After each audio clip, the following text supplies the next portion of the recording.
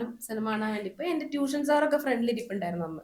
അപ്പൊ ഞാൻ പേടിച്ചിരിക്കാം. പിറ്റേ ദിവസം അവിടെ ചെല്ലുമ്പോ ട്യൂഷൻ സാറ് നമ്പർ 20 മദ്രാസ് മെയിലൊക്കെ കണ്ടിട്ടുണ്ടോ സിനിമ? ആ മൂവിക്കകത്ത് മമ്മൂക്കയുടെ ഒരു ഷൂട്ട് നടക്കുന്ന ഒരു ലൊക്കേഷൻ ഒക്കെ കാണിക്കുന്നുണ്ടല്ലോ.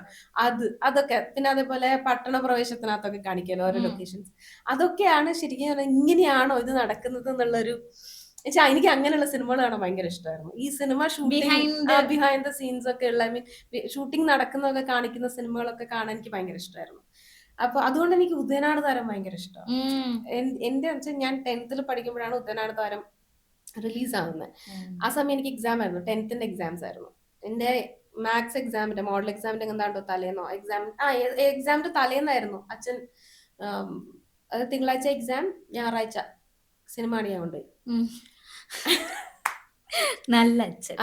അച്ഛനും അമ്മയും ഞാനും സിനിമ കാണാൻ വേണ്ടി ഇപ്പൊ എന്റെ ട്യൂഷൻ സാറൊക്കെ ഫ്രണ്ടിൽ ഇരിപ്പുണ്ടായിരുന്നു അന്ന്. അപ്പൊ ഞാൻ പേടിച്ചിരിക്കാം. പിറ്റേ ദിവസം അവിടെ ചെല്ലുമ്പോ ട്യൂഷൻ സാറ്, കാരണം ഞങ്ങക്ക് ട്യൂഷൻ കഴിഞ്ഞിട്ടാണ് നേരെ സ്കൂളിലോട്ടേക്ക് പോണേ. അപ്പൊ ലാസ്റ്റ് ഒരു റിവൈസൽ ഉണ്ടാവല്ലോ. അപ്പൊ അതിനു വേണ്ടിട്ട് അവിടെ എത്തിയപ്പോഴേക്കും സാറൊക്കെ ഒരുമാതിരി ഒരു നോട്ടം, സിനിമയെ കണ്ടു വന്നിരിക്കല്ലേ എന്നുള്ളൊരു. പക്ഷെ എന്റെ അച്ഛൻ അങ്ങനെയായിരുന്നു. നല്ലല്ലേ? അച്ഛൻ ഒരുപാട് പ്രഷർ എന്തിനാ അങ്ങനെ എക്സാം എന്ന് പറഞ്ഞിട്ട് ഒരുപാട് പ്രഷർ തരാതെ. അത്ര എന്റെ അച്ഛൻ എന്റെ അടുത്ത് പറഞ്ഞിട്ടുള്ളത് പാസ്സാവുക, പാസ്സാവണം. അതെ, അതാണ്. ബാക്കി എന്തായിക്കോ പാസ്സാവണം എന്നുള്ളതാണ്.